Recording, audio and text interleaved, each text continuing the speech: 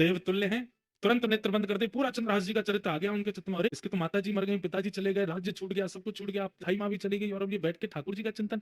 ठाकुर जी को जानता नहीं है, केवल धाई माँ कह गई कृष्ण ही तुम्हारे पिता माँ है, उनके पास चलो, उनका चिंतन कर। नारद जी प्रकट हो गए सामने। चंद्रहास जी को बढ़िया सुगंधी सी आई तो नेत्र खोल करके देखा, आहा, सुंदर वीणा हाथ में लिए नारद जी सामने खड़े। चंद्रहास जी बोले, हे ऋषिवर, मैंने अनेक संत ऋषियों के दर्शन किए, पर आप जैसा तेज और आप जैसी उपस्थिति से जो मेरे चित्त में प्रसन्नता, ऐसा मुझे पहले कभी नहीं हुआ। आप कौन? नारद जी बोले, मैं नारद हूँ। ये नारद कौन है? चंद्रहास जी को क्या पता, कथा आदि तो कभी सुनी नहीं। नारद जी बड़े प्रसन्न बोले, नारद, चंद्रहास, मैं परम भक्त हूँ ठाकुर जी का, ठाकुर जी मुझसे बहुत प्रेम करते हैं। कौन ठाकुर जी? बोले, श्री कृष्ण। श्री कृष्ण नाम सुनते ही चंद्रहास जी तो व्याकुल हो गए। मेरी माँ कृष्ण, मेरे पिता कृष्ण, मेरे सर्वस्व, और जो धाई माँ बोल के गई वही कृष्ण। बोले, हाँ, मैं उनको बहुत प्रिय हूं, उन्होंने मुझे भेजा तुमसे मिलने के।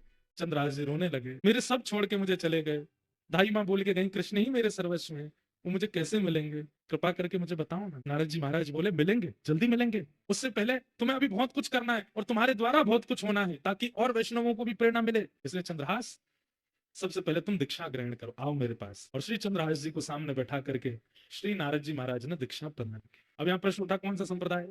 संप्रदाय सब अपने हैं, कोई बड़ा कोई छोटा नहीं। परंतु यदि नारद जी की दृष्टि से देखा जाए तो श्री निम्बार्क संप्रदाय।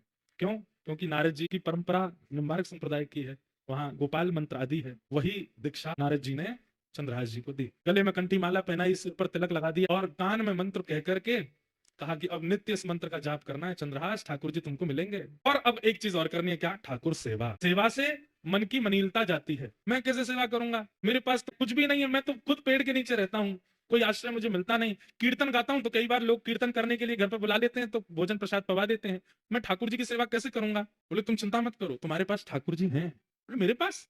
बोला, हाँ, कहाँ है? तो तुम जो गोटियों से खेलते हो कंचा, उनको लेके आओ। तो खूब सारे कंचे इकट्ठे किए थे चंद्रहास जी, पूरे दिन अकेले क्या करें, उनसे खेलते रहते थे। उन्हीं कंचों में एक बहुत सुंदर श्याम वर्ण के वो शालिग्राम जी थे, और उनको भी रखा था। नारद जी ने ढूंढ करके कंचों के बीच में शालिग्राम जी निकाले, बोले, ये हैं, ये ठाकुर जी हैं। चंद्रहास, अब इन्हीं की सेवा तुमको करनी है। ये ठाकुर जी हैं, मैं तो इनसे खेलता था। तो बोले, तो क्या हो गया, पता नहीं था ना तुमको? अब हम बता रहे हैं, ये ठाकुर जी शालिग्राम भगवान है। फिर शालिग्राम भगवान कौन होते हैं, कैसे होते हैं, पूरी कथा सुनाई नारद जी ने चंद्रहास जी को, कि कौन है, कैसे हैं, कहां से आए हैं, कैसे इनका प्रादुर्भाव हुआ। अभी देव उठान एकादशी, तुलसी शालिग्राम विवाह, उस दिन शालिग्राम जी का जन्मोत्सव भी है, उसी दिन शालिग्राम जी प्रकट हुए। पूरी कथा सुनाई। बोले, गंडकी नाम की परम भक्ता ने भगवान की स्तुति गाई कि मैं यशोदा जी की तरह गोद में खिलाना चाहती हूँ। तो ठाकुर जी ने सतयुग त्रेता द्वापर में तो उनकी गोद में वास्तविक में खेले, पर कलयुग आते ही भगवान ने आज्ञा की कि अब देवी ये कार्य नहीं हो पाएगा। गंडकी रोने लगी, तो आपकी वाणी सफल कैसे होगी नाथ? तब ठाकुर जी बोले, तो एक काम करो, क्या